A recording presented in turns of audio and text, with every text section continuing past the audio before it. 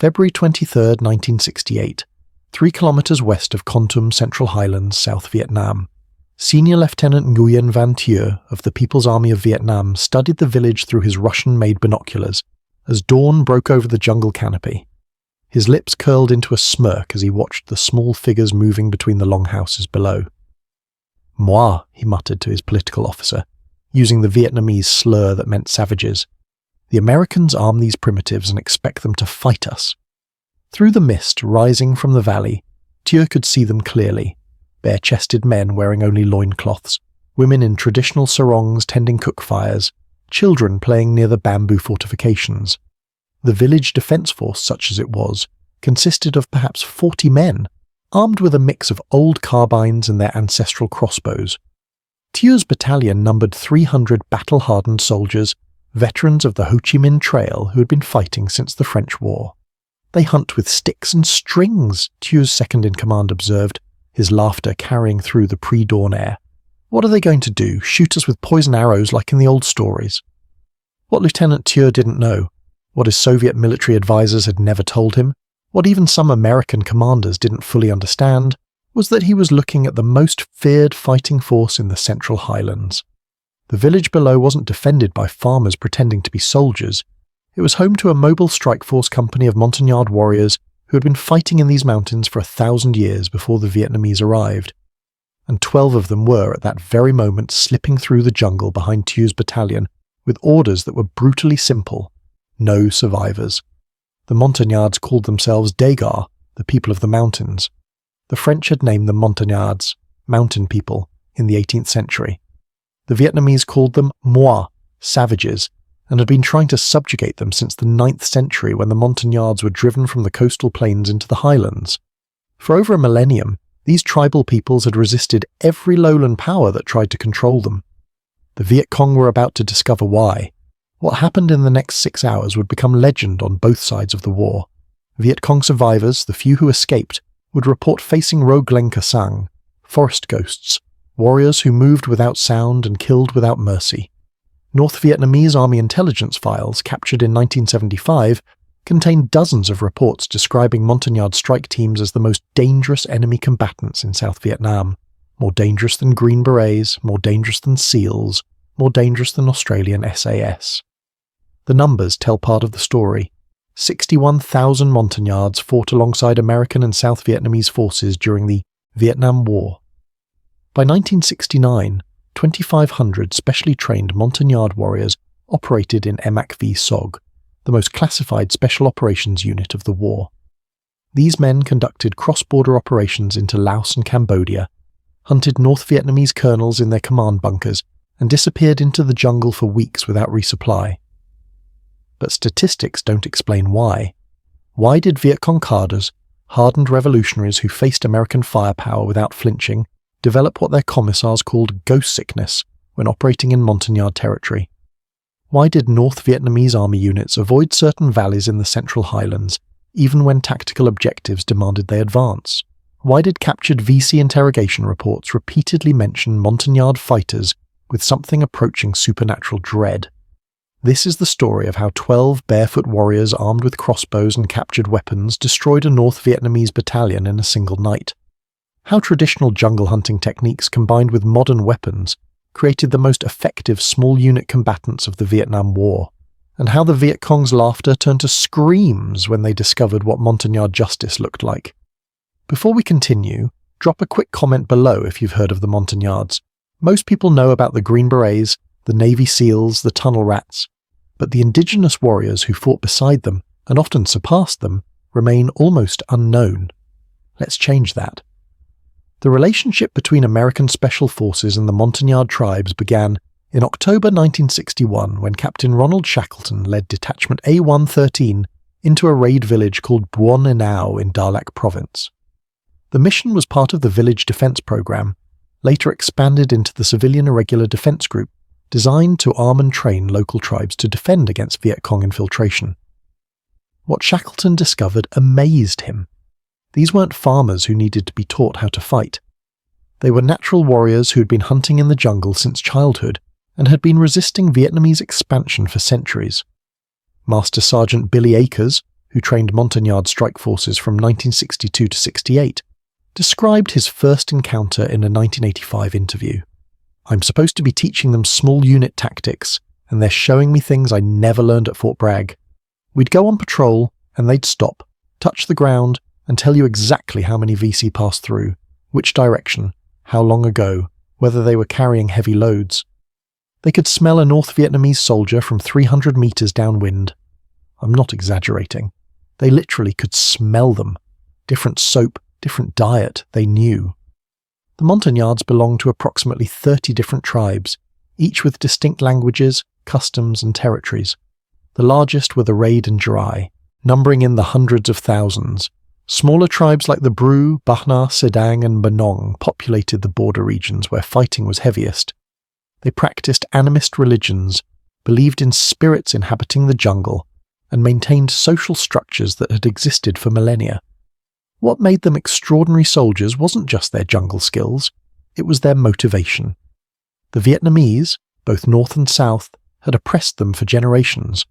President Ngo Dinh Diem's government had seized Montagnard ancestral lands, banned their languages, forced them to take Vietnamese names, and settled lowland Vietnamese refugees in the Highlands. The communists were even worse, viewing tribal peoples as primitive obstacles to socialist progress. On December 5, 1967, the Viet Cong demonstrated exactly how they viewed Montagnard civilians. At the village of Dak Son in Phuoc Long province, 2 VC battalions attacked a settlement of over 2,000 Montagnards who had fled communist control. The attackers, armed with 60 flamethrowers, systematically burned the village. Women and children were incinerated in their homes or hunted down in the fields. 252 civilians were killed, most of them burned alive. 60 survivors were lined up and shot. Another 100 were dragged into the jungle as prisoners. Time magazine called it the worst atrocity of the Vietnam War to that date. For the Montagnards, it was confirmation that the Vietnamese communists wanted them exterminated. The Dak Son massacre transformed the relationship between Montagnard fighters and their American advisors. What had been a pragmatic alliance became a blood feud. Green Berets reported that after Dak Son, Montagnard troops fighting in their areas of operation gave no quarter to VC prisoners. The jungle war became even more savage. By early 1968, the most elite Montagnard fighters were being recruited into Mac Vi Sog, Military Assistance Command Vietnam, Studies and Observations Group. This innocuously named unit conducted the most dangerous missions of the war: cross-border reconnaissance into Laos and Cambodia, prisoner snatches deep in North Vietnamese territory, direct action raids on enemy headquarters, hunter-killer operations against NVA colonels. SOG reconnaissance teams, called RTs, operated with a standard composition: 2 to 3 American Special Forces soldiers, the 1-0 team leader, the 1-1 assistant team leader, and sometimes a 1-2 radio operator. The rest of the team, 6 to 9 men, were indigenous fighters: Vietnamese, Cambodian Khmer Krom, Chinese Nungs, but most commonly Montagnards. The teams carried whatever weapons worked best: sterile, untraceable equipment for operations across the fence where official American presence was denied. The Americans typically carried CAR-15 carbines, shortened M16 variants with 11-inch barrels and collapsible stocks, perfect for jungle fighting. Swedish K submachine guns, 9mm weapons with excellent reliability. Sawed-off M79 grenade launchers, silenced high-standard pistols for sentry elimination. The Montagnards carried an eclectic mix: captured AK-47s, which used the same ammunition as the enemy and sounded identical, crucial for deception. M16 rifles, sometimes M3 grease guns, World War II vintage but utterly reliable. Shotguns loaded with buckshot for close quarters, and always their traditional crossbows. American commanders initially dismissed the crossbows as quaint tribal artifacts, useless in modern warfare. They learned otherwise. A Montagnard crossbow, constructed from hardwood with a bamboo fibre string, could launch a bamboo bolt at high velocity out to 50 meters with complete silence. The bolts, often tipped with poison derived from jungle plants mixed with snake venom, would kill within minutes. More importantly, the crossbow created zero noise and no muzzle flash, perfect for sentry elimination or ambush initiation.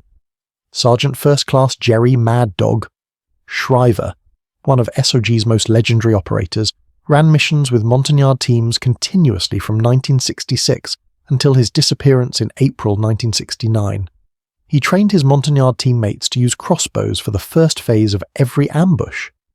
In a 1968 after-action report, Shriver described the tactic's effectiveness. "We set up on a trail junction, NVA platoon approaching. My point man, a Jirai named Kasor, took the first target with his crossbow from 30 meters. Bolt hit the guy in the throat. He went down without a sound. Second bolt into the next soldier's chest. Third bolt missed, but by then we opened up with suppressed weapons. Entire platoon eliminated in less than 20 seconds. The crossbows gave us 5 free kills before they even knew we were there. The poison used on crossbow bolts was derived from several sources. The Montagnards harvested sap from specific trees, including the Antiaris toxicaria, which contains potent cardiac glycosides. They mixed this with crushed insects, certain plant alkaloids, and when available, venom from kraits or cobras. The mixture was applied to bamboo bolt tips and allowed to dry. A hit anywhere on the body would cause rapid cardiac arrest. American medics who witnessed the effects reported death occurring in as little as 2 to 3 minutes. But the crossbow was just one element of Montagnard combat effectiveness. Their true advantage was knowledge accumulated over lifetimes spent in the jungle. They could identify individual trees by smell in complete darkness. They could navigate by reading moss patterns, water flow, and subtle changes in vegetation. They knew which routes enemy forces would take because those routes had been used for centuries. They understood the jungle as intimately as urban Americans understood city streets. Master Sergeant John Stryker Meyer, who ran SOG missions with Montagnard teammates along the Ho Chi Minh Trail, described their tracking abilities in a 2006 interview. "We're moving through triple canopy jungle, can barely see 10 meters. My Montagnard point man stops, kneels down, touches the ground. Looks back at me, holds up 7 fingers, then points northwest. I'm thinking, how the hell does he know?" We follow the trail and sure enough, 7 NVA soldiers walking in single file, exactly where he said. We shadowed them for 2 clicks before setting up the ambush. They never knew we were there until we opened fire. All 7 down in the first burst. My guys could track enemy movement through the jungle like reading a newspaper. The Montagnards used all their senses for tracking. They could detect disturbed leaves, bent grass, scuff marks on rocks invisible to American eyes. They smelled tobacco smoke, nuoc mam fish sauce, the distinctive odor of North Vietnamese soap made from lye. They heard the clink of equipment, muffled voices, even the sound of someone urinating off the trail. They tasted the air for wood smoke from cook fires. They were living motion sensors more effective than any electronic device.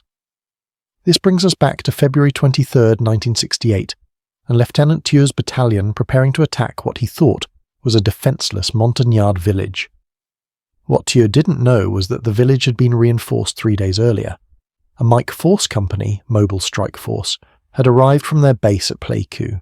These weren't village militia, they were Montagnard paratroopers, elite reaction forces trained by American Special Forces for counter-offensive operations. The company numbered 120 men, organized into 4 platoons. Each platoon had a senior Special Forces NCO as advisor. The company commander was Captain Bruce Clark, a West Point graduate on his second tour, fluent in Jirai. His counterpart, commanding the Montagnards directly, was Waijut Buon To, a Jirai chieftain who had been fighting Vietnamese control since the French era.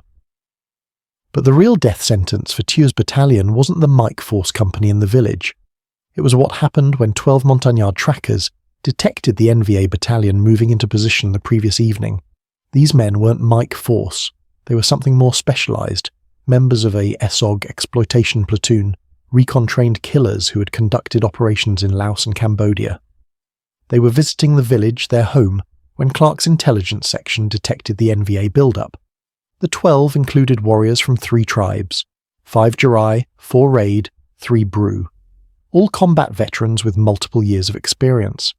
The team leader was Kepa Do, a Bru tribesman who had fought with the French against the Viet Minh, then with the Americans against the VC and NVA.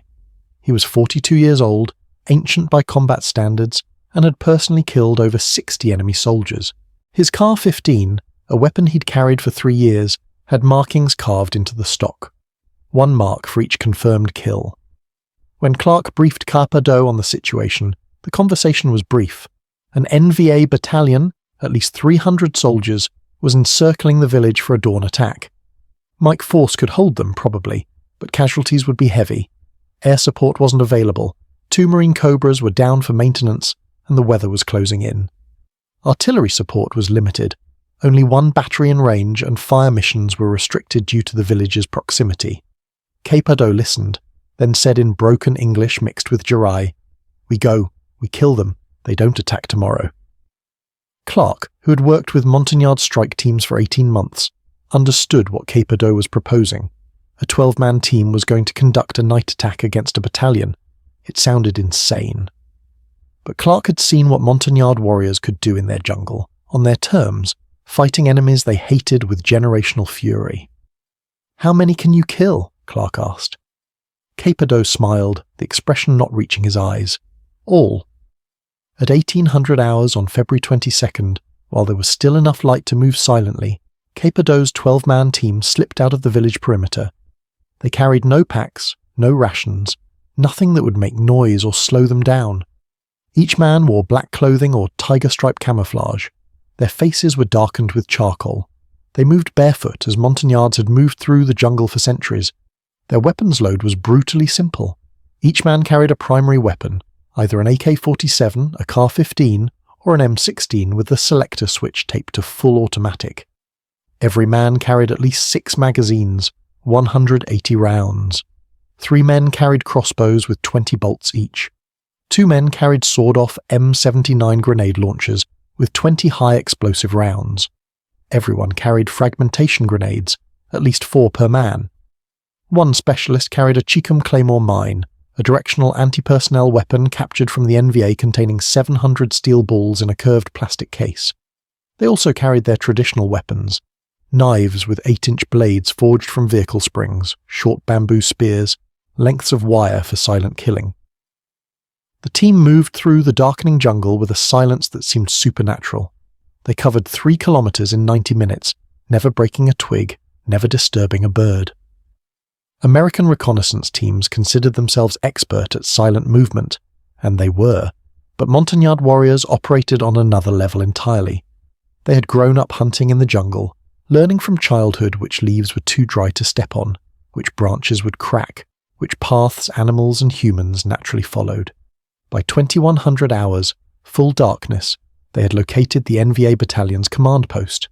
Lieutenant Thieu had positioned himself well, 500 meters from the village, in a natural depression with good fields of fire and heavy vegetation providing concealment. His headquarters element numbered 20 men, including 2 political officers, 3 runners, a radio operator with a Soviet R-108 transceiver, and various staff. Perimeter security consisted of 12 sentries in fighting positions spread around the CP. Capado's team observed the position for 30 minutes, counting personnel, identifying key targets, noting guard rotations. Then they moved into attack position with movements so slow and deliberate that guards staring directly at their locations saw nothing.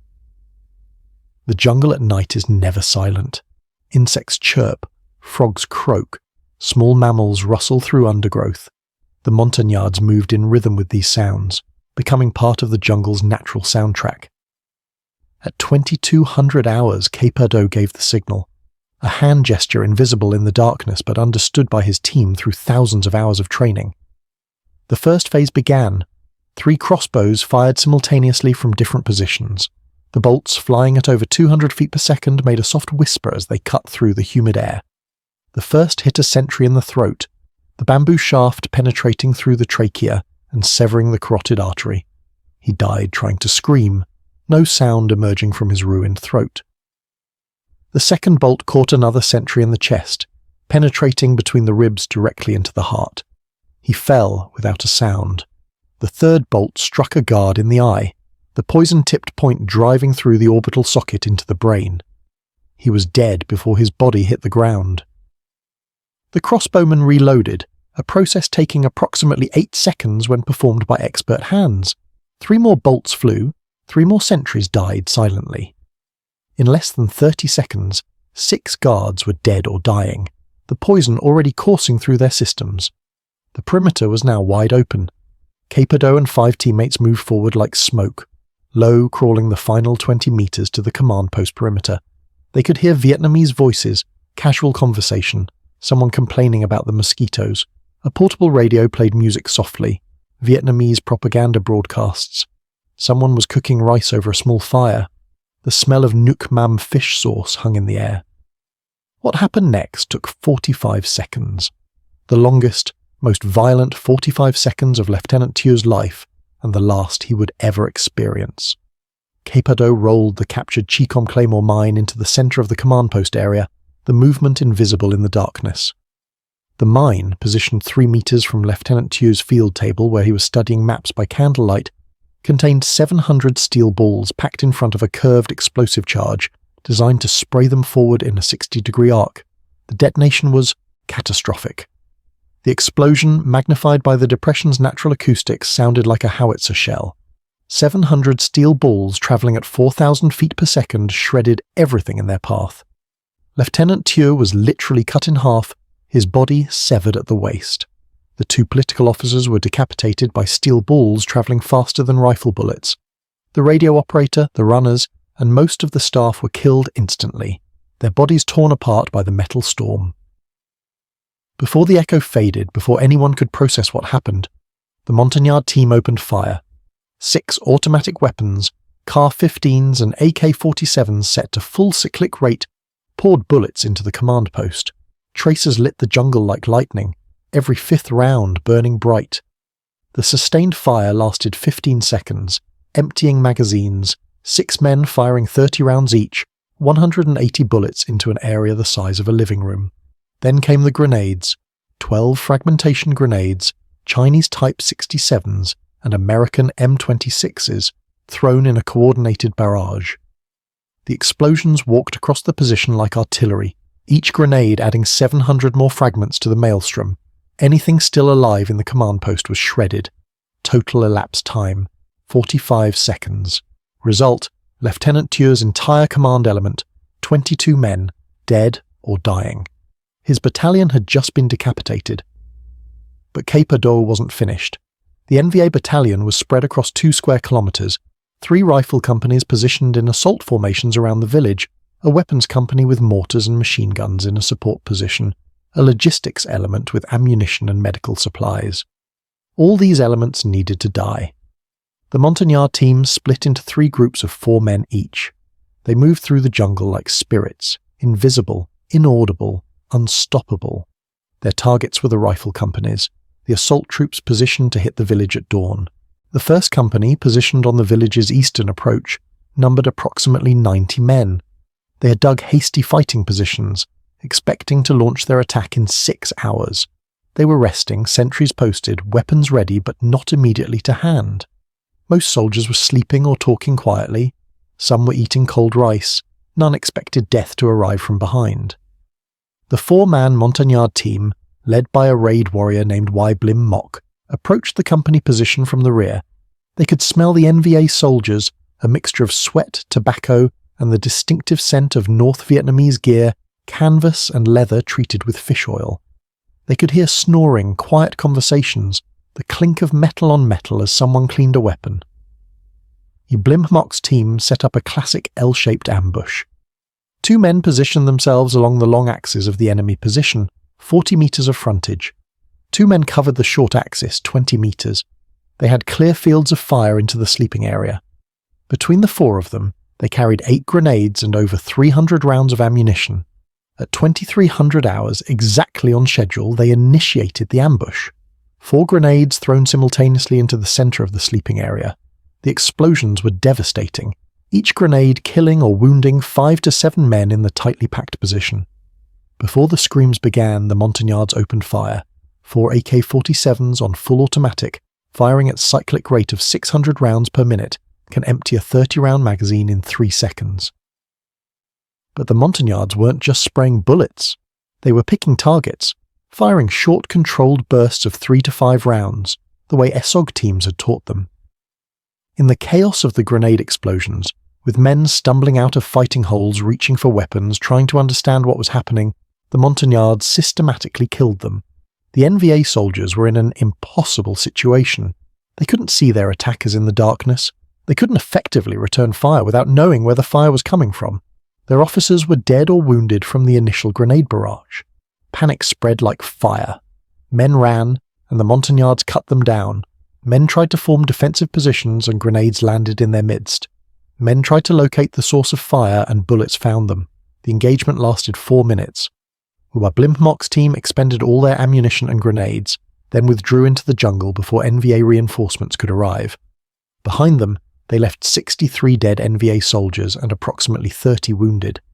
A company strength element had been reduced to ineffective remnants by 4 men. The pattern repeated across the battlefield. The second 4-man team, led by a Jirai named Sawcock, hit the Western Rifle Company with similar tactics. Grenades into the sleeping area, followed by sustained automatic weapons fire. The Western Company fared slightly better, losing 48 killed and 25 wounded. Their NCOs managed to organize return fire, but the Montagnards had already withdrawn. The third team, led by a Brew warrior named Brew Lim, targeted the weapons company. This was the critical element, the mortars and heavy machine guns that would have devastated the Mike Force defenders when the dawn attack began. Brew Lim's team approached the weapons company position and discovered their mortars already set up, pre-registered on the village. The 4 men worked quickly. Each mortar had stacks of ammunition beside it, high explosive rounds ready for firing. Brew Lim and his teammate placed grenades against the ammunition stacks, pulled the pins, then ran. The grenades detonated, which detonated the mortar ammunition, which created a chain reaction of explosions that destroyed all 6 mortars and killed 17 soldiers outright. The fireballs were visible from the village 3 kilometers away. By midnight, 4 hours into the operation, Capodo's 12-man team had killed over 170 NVA soldiers and wounded another 80. They had destroyed the battalion command structure, eliminated most of one rifle company, severely damaged another, and destroyed the weapons company. And they had done it without losing a single man. But they weren't finished. The NVA battalion, leaderless and disorganized, was trying to withdraw. Companies were fragmenting into platoons, platoons into squads. Men were fleeing through the jungle in the darkness, abandoning weapons, abandoning wounded comrades, seeking only to escape the invisible enemy that had destroyed them. This was when the Montagnards were most dangerous. They had grown up hunting in these jungles. They knew every trail, every stream, every ridgeline. They knew where fleeing men would run, and they were waiting. The 12-man team split into 6 2-man elements, each positioned along likely escape routes. As NVA soldiers fled through the darkness, they ran into ambushes. A crossbow bolt from the darkness, a burst of automatic fire at point-blank range, a grenade rolled into their path. The Montagnards hunted them like deer, showing the same mercy the VC had shown at Daxon. None. One NVA soldier, Private Nguyen Din Lam, survived the night and was captured the following morning by Mike Force troops. His interrogation, recorded in American intelligence files, described the experience. We didn't know what was attacking us. At first, we thought it was an American airstrike, but there were no planes. Then we thought it was artillery, but the explosions were too close, too coordinated. Our officers were dead. The radio was destroyed. Men were running in every direction. I ran into the jungle. I heard my comrades dying around me, but I couldn't see anything. Just muzzle flashes in the darkness. Screams. Then silence. I hid under a fallen tree for 4 hours. At dawn, I tried to reach our assembly area.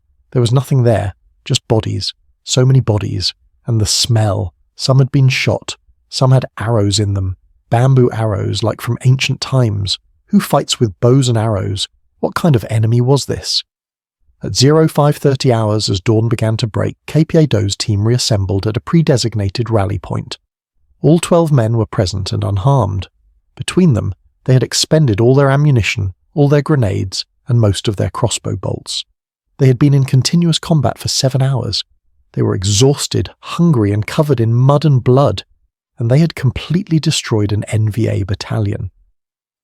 When they walked back into the village perimeter at 0600 hours, Captain Clark was waiting. He had spent the night listening to the sounds of battle in the jungle, the explosions, the sustained gunfire, unable to provide support or assistance.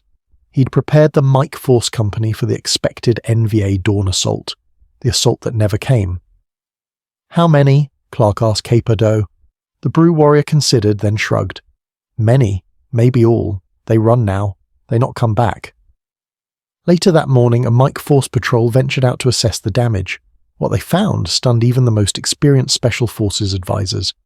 The NVA battalion command post looked like an artillery strike had hit it. Bodies, or pieces of bodies, were scattered across the position. Papers, maps, and equipment were shredded beyond recognition. The 3 rifle company positions showed signs of brief but incredibly violent combat. Bodies lay in fighting holes, in sleeping positions, scattered along trails. Abandoned weapons, packs, and ammunition were everywhere. In total, the patrol counted 217 confirmed NVA dead. They stopped counting wounded equipment when the number exceeded 100. The NVA battalion, which had numbered over 300 combat-effective soldiers at sunset, had ceased to exist as a fighting force, and it had been destroyed by 12 men. The senior intelligence officer at Test Corps headquarters in Pleiku initially refused to believe the after-action report. 12 Indigenous fighters had destroyed an NVA battalion without friendly casualties, without air support, without artillery support, conducting offensive operations at night in heavy jungle. It was impossible, but the evidence was irrefutable. The bodies were real, the captured equipment was real, the shattered NVA battalion was real.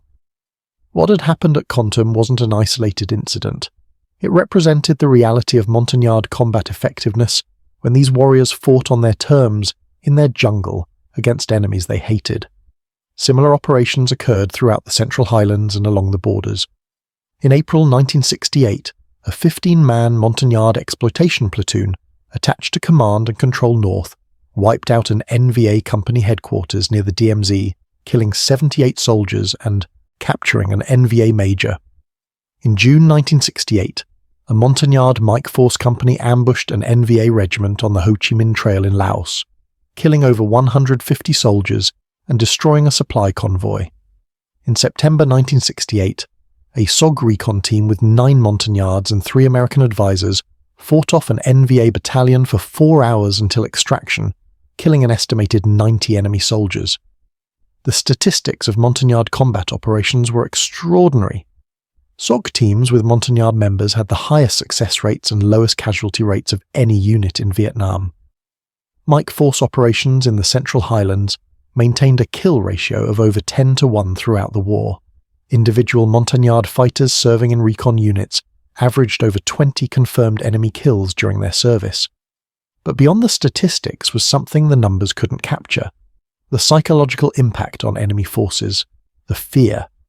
North Vietnamese Army documents captured in 1975 revealed that NVA commanders considered Montagnard-controlled areas to be the most dangerous in South Vietnam. Operational orders explicitly warned against engaging Montagnard forces at night or in heavy jungle. Political officers reported that soldiers showed reluctance to operate in the Central Highlands, where the forest spirits hunted them. Senior Colonel Bui Tin, an NVA General Staff officer, who participated in planning operations throughout the war, acknowledged Montagnard effectiveness in a 1995 interview. The Montagnard fighters were the most dangerous enemies we faced in the Highlands, not because of their weapons, though they were well armed, because of their knowledge of the terrain and their motivation. They knew every trail, every water source, every hiding place. They could track our movements through the jungle as if following marked roads, and they hated us with a passion we couldn't overcome. You could negotiate with ARVN soldiers, even with some Americans. You couldn't negotiate with Montagnards. They wanted us dead, and they were very good at killing. The weapons and tactics that made Montagnards so effective represented a unique fusion of traditional and modern warfare. The crossbow, a weapon that had been used in Southeast Asian warfare since before the Chinese dynasties, proved remarkably effective when combined with the modern tactics. Silent, reliable, deadly at short range, the crossbow allowed Montagnard fighters to eliminate sentries without alerting nearby forces.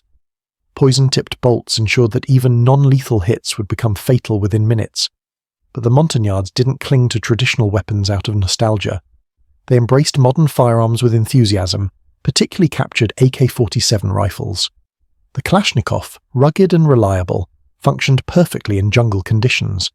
More importantly, it sounded identical to enemy weapons, allowing Montagnard fighters to create confusion during ambushes.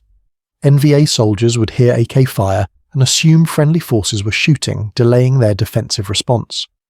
The Kar-15, the shortened M16 variant favoured by SOG teams, became the preferred weapon for many Montagnard operators. With its collapsible stock and 11-inch barrel, the Kar-15 was perfect for jungle combat, where engagement ranges rarely exceeded 50 metres. The 5.56mm round, light and high velocity, allowed fighters to carry more ammunition.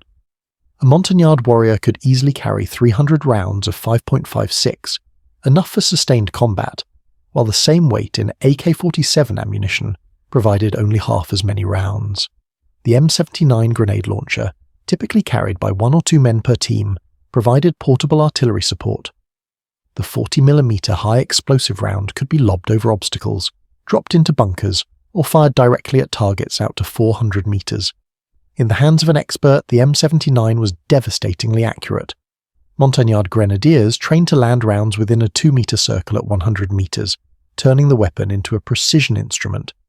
But perhaps the most important weapon wasn't carried in the hands, it was the knowledge carried in the mind. Montagnard fighters understood the jungle in ways that even the most experienced American soldiers couldn't match. They knew which plants were edible, which were poisonous, which could be used for medicine. They knew how to navigate by reading stars partially obscured by jungle canopy. They knew how to find water in apparently dry terrain. They knew the sounds and smells that indicated enemy presence. This knowledge, accumulated over generations, gave them advantages that no amount of American technology could replicate. While American soldiers relied on maps and compasses, often inaccurate in the poorly surveyed Central Highlands, Montagnards navigated by intimate knowledge of the terrain. While American troops struggled to operate at night in the jungle, Montagnards moved through darkness as easily as daylight.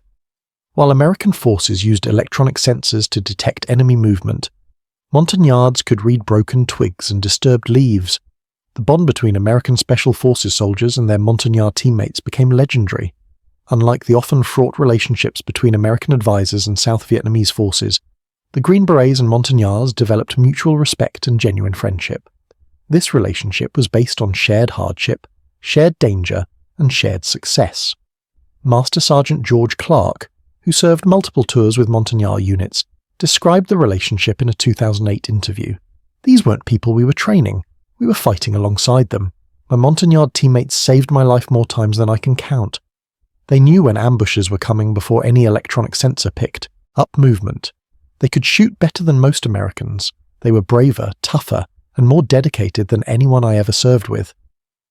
When I got wounded in '69, my Montagnard team leader carried me 3 clicks through enemy territory to the extraction point, carried me on his back while his men held off pursuing NVA. When they brought him to the United States in the '80s, after Saigon fell, I sponsored him. He's family. They all are." This loyalty extended beyond the war. When Saigon fell in April 1975 and the Communists took control, the Montagnards who had fought with American forces faced brutal retribution. The new Communist government viewed them as American collaborators and enemies of the revolution. Thousands were executed outright. Tens of thousands were sent to re-education camps, where many died from starvation, disease, and mistreatment. Their lands were seized, their languages banned, their traditional way of life systematically destroyed. Many Montagnards fled to the jungles and continued fighting, forming the Fulro resistance, Front Uni pour la Libération des Races Opprimées, United Front for the Liberation of Oppressed Races. This resistance movement, composed of approximately 12,000 Montagnard fighters, conducted guerrilla operations against Vietnamese Communist forces from 1975 to 1992. They fought with captured weapons, increasingly desperate, increasingly isolated, hoping for American support that never came. Some Special Forces veterans, watching from America as their former teammates were hunted down and killed, couldn't stand idle.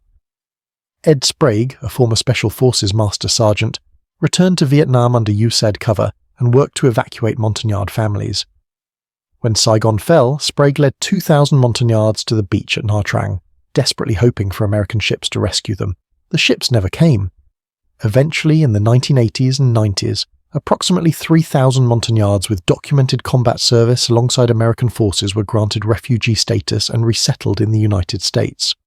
When asked where they wanted to settle, their answer was unanimous: near Fort Bragg, North Carolina, home of the Special Forces. They wanted to be close to the Green Berets who had fought beside them. Today, a thriving Montagnard community exists in North Carolina, centered around Greensboro and Charlotte. These families maintain their traditional customs, speak their native languages, and remember their service in the war. They gather annually with Special Forces veterans, the Americans now grey-haired and aging, the Montagnards equally weathered by time. The bonds forged in the jungles of Vietnam have lasted decades. At the Special Forces Museum at Fort Liberty, formerly Fort Bragg, one exhibit is dedicated to the Montagnards.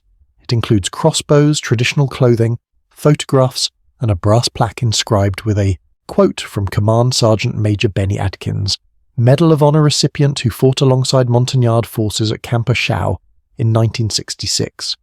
The bravest warriors I ever knew were Montagnard tribesmen who fought with us in the Central Highlands. They asked for nothing but the chance to defend their families and their land. They gave everything. We owe them a debt that can never be repaid. The transformation of Viet Cong and NVA attitudes toward Montagnard fighters mirrored the transformation of German pilots' attitudes toward American P-47s. Initial mockery and contempt, based on superficial observations and cultural prejudice, gave way to fear and respect born from brutal combat experience. The Communist forces saw Montagnards as primitive savages, little better than animals, armed with Stone Age weapons and fighting for the American imperialists. What they discovered was that these primitives were among the most effective combat soldiers in Indochina.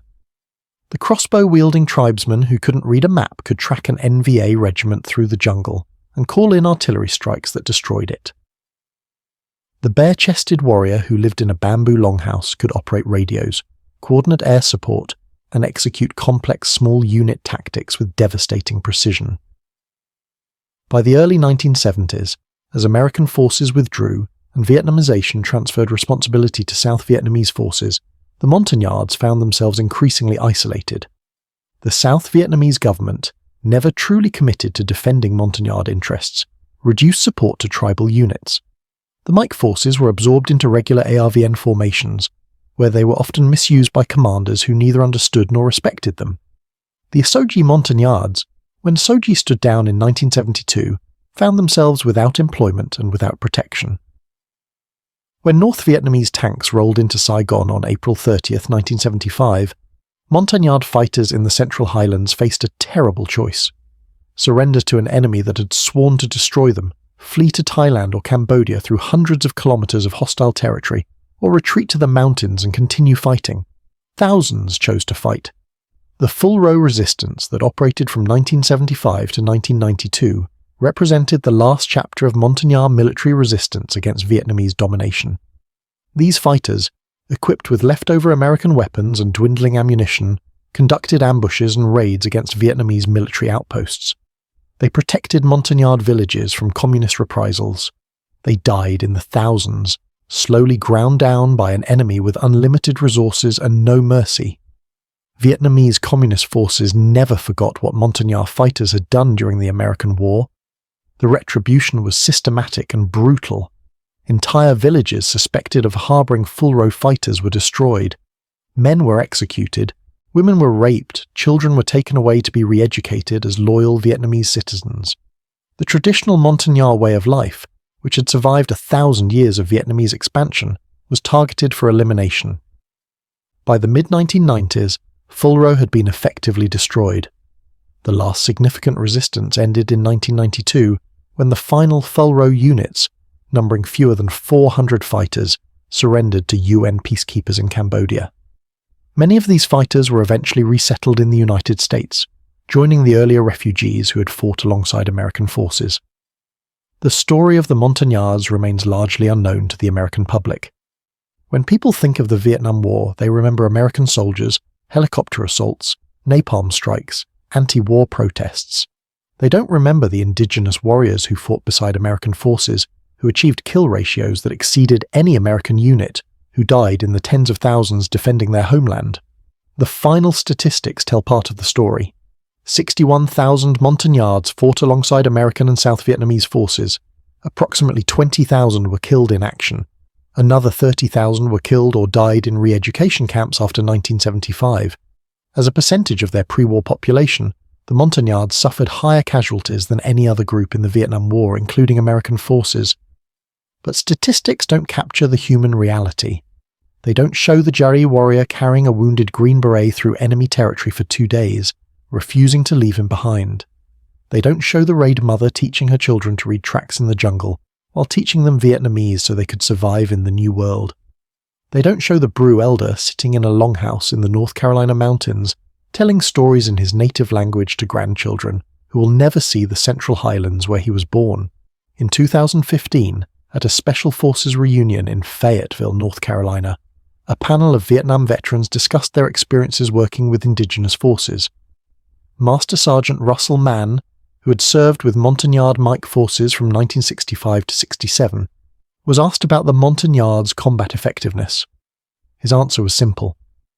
Put it this way, if I had to go back into the jungle tomorrow and I could choose any soldiers in the world to go with me, I'd choose Montagnards. Not SEALs, not Rangers, not Marine Recon, I'd choose the Yards. Because in the jungle, on their ground, fighting an enemy they hated, there was nobody better. Nobody. The crossbow and the Car-15, traditional poison and modern explosives, bare feet and parachutes. The Montagnards represented a unique moment in military history where ancient warrior traditions merged with modern military technology to create something more effective than either alone. They were the last of the tribal warriors and the first of the modern special operators. They were both, simultaneously, and that paradox made them extraordinary. Lieutenant Nguyen Van Thu's battalion, the unit that had laughed at the primitives with their crossbows and loincloths, ceased to exist on February 23, 1968. The survivors scattered through the jungle, many dying from wounds, others captured, a few reaching friendly lines days later with stories of ghost warriors who killed without sound and disappeared without trace. In the village near Kontum, the Montagnard families went about their lives. Children played, women worked the fields, men maintained their weapons and waited for the next attack, because there would be a next attack. The war wouldn't end until the communists won or were defeated. But on that morning, in that village, they were alive because 12 warriors had gone into the jungle and reminded the Vietnamese of something they should have remembered from history. The mountain people had been fighting for their survival for 1,000 years. They were very, very good at it. At the Vietnam Veterans Memorial in Washington, D.C., among the 58,000 American names carved into black granite, there are no Montagnard names. The Indigenous warriors who fought and died alongside American forces aren't listed on the wall. They aren't eligible for American military honors or benefits. Many died without the world knowing their sacrifice. But at Fort Liberty, in the Special Forces Museum, there is a small brass plaque. It lists no names, just a simple inscription. In memory of the Montagnard warriors who fought beside the Green Berets in the Central Highlands of Vietnam, they asked for nothing but the right to defend their homes and families. They gave everything. We will never forget. The Viet Cong had laughed at the ghost tribe in 1961, seeing primitives with crossbows pretending to be soldiers. By 1975, there were no Viet Cong left who laughed. The ones who had learned were dead. The ones who survived had learned to fear the sound of crossbow bolts cutting through the jungle night and the thunder of Montagnard warriors coming to collect their blood debt. The mountains belonged to the mountain people. For a brief moment in history, America had the wisdom to fight alongside them instead of against them. Those who did, the Green Berets who served with Montagnard teammates, count themselves privileged to have known the bravest warriors they would ever meet. 12 men destroyed a battalion, not with superior numbers, not with air support, not with artillery, with crossbows and captured rifles, with jungle knowledge accumulated over centuries, and with fury born from watching their families burned alive at Dak Son. The ghost tribe wasn't a myth. It was a warning, one the Vietnamese had ignored for 1,000 years, one they paid for in blood throughout the American War, and one they will remember long after the last Montagnard warrior has passed into history. The thunder had spoken, and the mountains remembered.